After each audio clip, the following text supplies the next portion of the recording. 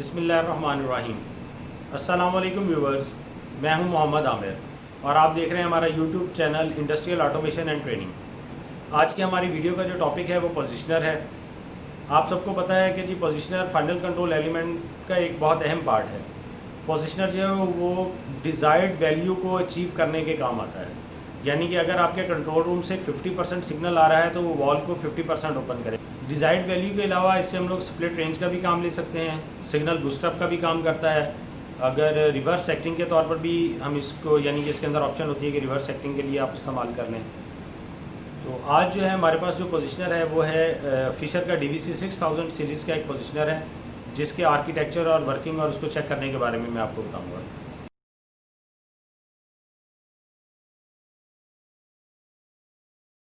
पोजीशनर की टाइप्स के बारे में अगर बात करें तो 4 टाइप्स हैं इसकी।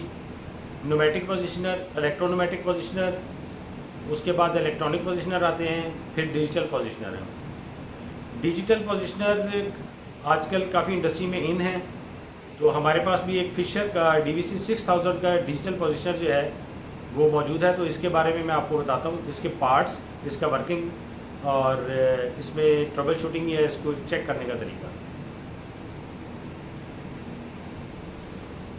ये हमारे पास फिशर का DVC 6000 सीरीज़ का पोजीशनर है। इसके तीन मॉडल्स आते हैं, 6010, DVC 6020, 6030। DVC 6010 ये हमारा मॉडल है जो कि स्लाइडिंग स्टेम के साथ है, छोटे ट्रैवल के लिए। तकरीबन 2 इंच के ट्रैवल के लिए ये मॉडल जो है ना वो यूज़ किया जाता है। DVC 6020 जो है वो रोटरी के लिए, और लॉन्ग ट्रैवल 4 इंच तक का ट्रैवल है तो वो 6020 DVC जो है ना वो इस्तेमाल होता है। DVC 6030 जो है क्वार्टर टर्न और रोटरी के लिए, दोनों के लिए होता है। DVC जो है वो डिजिटल वाल्व कंट्रोलर का एब्रीवेशन है। मैं बताता हूँ और इसके जो पार्ट्स हैं वो बताता हूँ। कवर हमने रिमूव कर लिया। ये इसमें IP कन्वर्टर लगा हुआ है जो कि हमारे इलेक्ट्रॉनिक सिग्नल को न्यूमेटिक में कन्वर्ट करता है। ये इसकी न्यूमेटिक रिले है, कई जगह पे इसको पायलट रिले भी कहा जाता है। तो ये न्यूमेटिक रिले है, इसकी भी टाइप्स है वो मैं आपको बाद में बताता हूँ। ये इसका कनेक्शन बॉक्स है जहाँ पे हम इसके 4 to 20 मिलीमीटर के कनेक्शन करते हैं। ये इसका रेगुलेटर लगा हुआ है, साथ ही इसके है अलहदा से भी लग इंस्टॉल हो जाता है, मगर ये फिशर ने इसके साथ लगा के दिया। ये इसके बैक साइड में देखें कि ये इसके अंदर इसका पोटेंशियोमीटर लगा हुआ है। यही इसका है कि इसकी फीडबैक पोटेंशियो में है। ये इसका फीडबैक लिंक है जिसके ऊपर बाकायदा ट्रैवल जो है वो दिखाया गया। और एक अदद इसका प्रोसेसर, मेन प्रोसेसर है जो कि इसके सेंटर में यहाँ पे इसके नीचे लगा हुआ है। वो भी मैंने अलहदा से पोजीशनर खोल के रखा हुआ है। मैं आपको उसके तमाम पार्ट्स और उसके ये की स्क्रू लगे हुए हैं 3 अदद, इनको हमने खोल लिया। उसको खोलने के बाद ये बैक साइड आ जाती है। ये केबल जो है ये हमारी जंक्शन कनेक्शन बॉक्स से आ रही है जो कि सीधी प्रोसेसर के ऊपर जा रही है। ये इसके बैक साइड पे इसका ये प्रोसेसर लगा हुआ है। ठीक है, ये दोनों जिग्स निकाल के तो फिर मैं आपको दिखा देता हूँ। ये 2 जिग्स लगी हुई हैं, एक ये हमारी कनेक्शन बॉक्स से आ रही है और दूसरी हमारी पोटेंशियोमीटर की फीडबैक है। पोटेंशियोमीटर जो है ये हमारा 45K तक का मैक्सिमम है। ठीक है, यही हमारी फीडबैक जो है ना वो दे रहा है। अगर आप इसका फीडबैक लिंक देखें तो इसके ऊपर बाकायदा जो है इसका ट्रैवल जो है वो लिखा हुआ है कि 2 इंच तक मैक्सिमम ट्रैवल के लिए ये इस्तेमाल हो रहा है।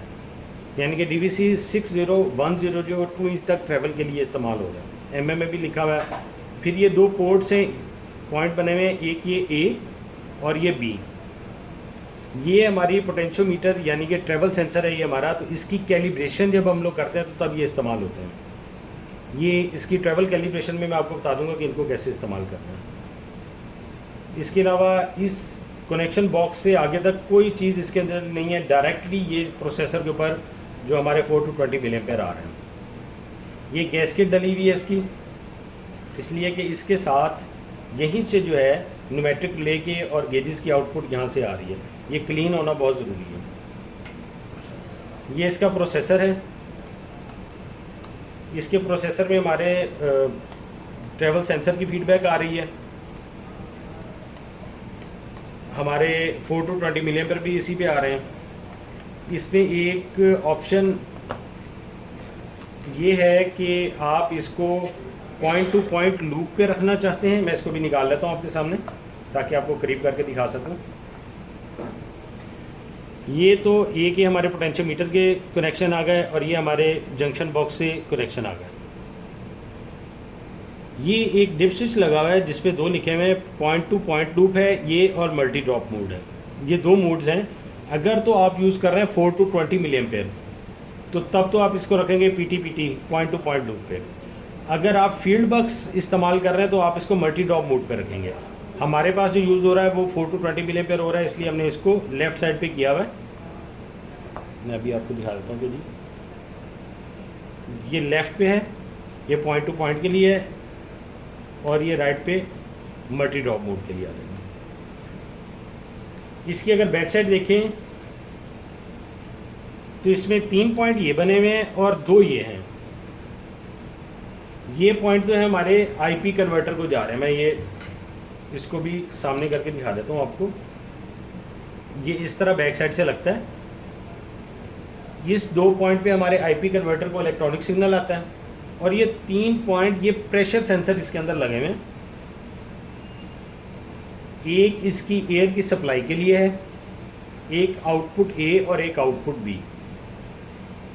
इस पोजिशनर में हम ये रिले चेंज करके, तो रिले की भी टाइप्स हैं, उसमें टाइप चेंज करके इसको डबल एक्टिंग भी कर सकते हैं।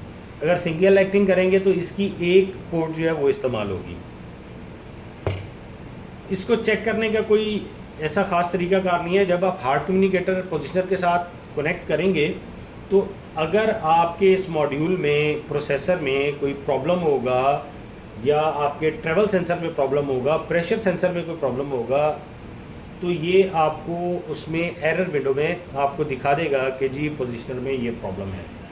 इसीलिए इसको प्रोसेसर कहते हैं। इसके अंदर तमाम फीचर्स और वो हैं। इस पॉइंट पे जो हमारा आईपी कन्वर्टर है, मैंने आईपी कन्वर्टर अलग से खोल के रखा है, मैं आपको दिखाता हूँ। ये आईपी कन्वर्टर है इसका, ये जो इंस्टॉल हुआ है। ये बैक साइड पे इसके 2 कनेक्शन आ रहे हैं, ये रहे। हम इसका कवर जो है वो उतार लेते हैं। ये इसके ऊपर एक प्रोटेक्शन कवर दिया हुआ है। इसकी वजह प्रोटेक्शन कवर लगाने की ये है कि ये बीम जो है ना, ये बीम काफ़ी सेंसिटिव है। इसके अंदर ये एज अ फ्लैपर काम कर रही है। यहाँ से अगर देखा जाए तो ये नीचे फ्लैपर है और ऊपर से ये पॉइंट जो आगे नोज़ल है। फ्लैपर नोज़ल सिंपल है, इसके अंदर कॉइल है। इसको चेक करने के लिए कॉइल की डिस्टेंस जो है ना 1.8 किलो ओम है। अगर आप मल्टीमीटर से चेक करेंगे तो इसकी डिस्टेंस 1.8 किलो ओम आ गई। वो मैं आपको चेक भी करवा देता हूँ मल्टीमीटर से। दूसरा, इसमें ये जो पॉइंट है ये आप गौर करें तो ये अलहदा से लगा हुआ है। इसके अंदर रिस्ट्रिक्शन है। ये पॉइंट सप्लाई आती है नीचे से, ये रिस्ट्रिक्शन है। इसके अंदर एक बारीक सा होल होता है। अगर इसके अंदर कोई पार्टिकल या कचरा आ जाए और ये ब्लॉक हो जाए तो आपका आईपी कन्वर्टर काम करना बंद कर देता है, उसको सप्लाई नहीं जाती। 1.786 किलो ओम इसकी डिस्टेंस आ रही है। इसकी क्वालिटी ठीक है। अब ये आईपी कन्वर्टर जो है हमारा, ये इस पॉइंट पे लगता है। इसमें से ये पॉइंट जो देखें, ये इस पोजिशनर को जिस भी जगह पे लगाना है वहाँ पे एयर बिल्कुल ड्राई होनी चाहिए और फिल्टर्ड होनी चाहिए। उसमें रस्ट पार्टिकल या कोई ऐसी मॉइस्चर कुछ नहीं होना चाहिए, वरना आपका पोजिशनर जो है वो ख़राब हो जाएगा। ये इन्होंने बाकायदा एक फ़िल्टर लगाया हुआ, ओरिंग लगाया हुआ है। इसके साथ भी ओरिंग होता है, वो उतारा हुआ मैंने। ये डायरेक्ट ये इसके ऊपर आ जाता है। इसके ऊपर से इसका प्रोटेक्शन कवर है, ये लगेगा और एलन की बोर्ड लग के टाइट हो जाएगा। ये पॉइंट जो है हमारा रिलेज़ का है। जो इसकी न्यूमेटिक रिलेज़ हैं ये उनका है। ये न्यूमेटिक रिले लगी हुई है। ये सी टाइप रिले है। इसकी न्यूमेटिक रिलेज़ की टाइप्स जो हैं वो 3 तरह की टाइप्स हैं। एक ए है, एक बी है और एक सी टाइप है। ए टाइप जो है वो डबल एक्टिंग के लिए रिले इस्तेमाल होती है। बी टाइप जो है वो सिंगल एक्टिंग रिवर्स के लिए इस्तेमाल होगी। और सी टाइप जो है वो भी सिंगल एक्टिंग है मगर डायरेक्ट के लिए इस्तेमाल होगी। हमारे पास ये जो रिले लगी हुई है सी टाइप है, डायरेक्ट एक्शन जो है ना वो single acting direct action relay सी लगी हुई है। ये टाइप की रिले भी मैं आपको दिखा देता हूँ। ये ए टाइप की रिले है, ये डबल एक्टिंग के लिए, इसलिए इसमें एक एडजस्टमेंट दी हुई है आउटपुट बी की। ए टाइप की रिले की आप यहाँ से मैनुअली भी एडजस्टमेंट कर सकते हैं और हार्ड कम्युनिकेटर के थ्रू भी न्यूमेटिक रिले एडजस्टमेंट जो है वो कर सकते हैं। यानी कि अगर आपने इसी को रिवर्स एक्टिंग करना है, डायरेक्ट एक्टिंग करना है, डबल एक्टिंग करना है, तो आप इसके ऊपर ये रिले चेंज करके आप इसको कर सकते हैं।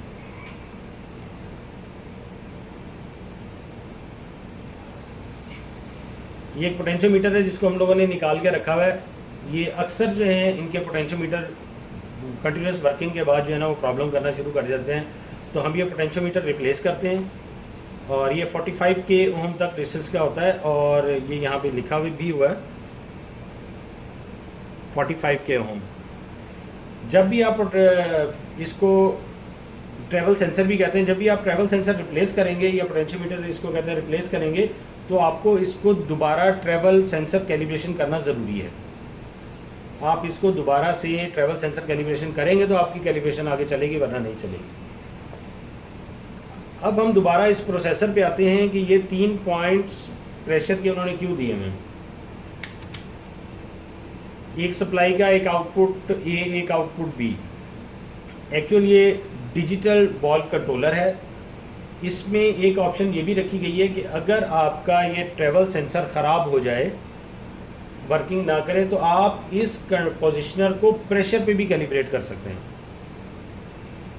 तो उस प्रेशर को देखने के लिए बाकायदा इस पर प्रेशर ए और बी और सप्लाई प्रेशर दिए गए हैं। अगर आपका ट्रैवल सेंसर फेल हो गया है, आपके पास फेल फॉर नहीं है, तो आप इसको प्रेशर कैलिब्रेशन पे कर दें, मगर उस पर ये फाइन कंट्रोल नहीं करेगा, कंट्रोल करेगा मगर जिस तरह के हमारा नॉर्मल पोजिशनर फीडबैक के साथ कंट्रोल कर रहा है वैसे नहीं करेगा। वो अपनी वैल्यू को प्रेशर के हिसाब से बॉल को ऑपरेट करवाएगा। अगर आप ऑनलाइन इसका पोटेंशियोमीटर रिप्लेस करना चाहते हैं तो आप इसको प्रेशर कैलिब्रेशन पे करके तो आप इसको रिप्लेस कर सकते हैं। अब मैं इसके कुछ पार्ट्स जो है चेक करने का बताता हूँ। इसको हम लोग किसी सूरत कोई चेक नहीं कर सकते। इसमें प्रोसेसर में जो भी एरर होगा वो आपका हार्ड कम्युनिकेटर आपको बताएगा। आईपी कन्वर्टर, इसके रेजिस्टेंस को चेक कर लें। 1.8 किलो ओम है, ये निकल आता है, यहाँ से हेर दें तो ये बाहर आ जाएगा। इसका छोटा सा होल होता है, उसको डिब्लॉक कर लें।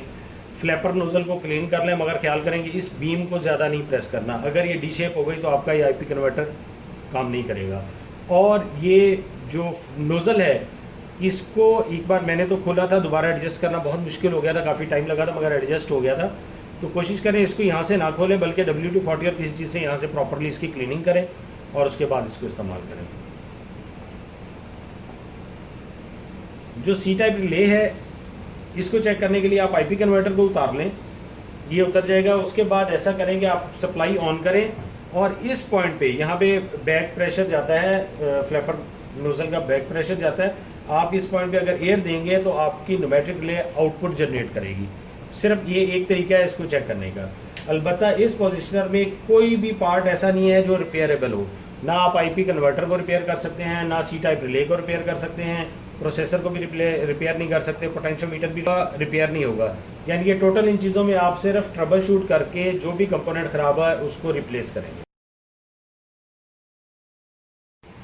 अब इसकी जो सी टाइप रिले लगी हुई है इसको चेक करने के लिए आईपी कन्वर्टर को हम उतार देंगे। इस पॉइंट को हम ब्लॉक करेंगे, यहाँ से आईपी कन्वर्टर को एयर की सप्लाई आती है और ये आउटपुट है जो कि दोबारा सी टाइप रिले पे जा रही है। जब हम यहाँ पे एक डिज़ायर्ड प्रेशर जो है वो देंगे तो आउटपुट ये गेज और इस गेज पे आउटपुट प्रेशर शो होगा। उससे हमें पता लग जाएगा हमारी ये रिले जो है pilot pneumatic relay C type ये सही काम कर रही है।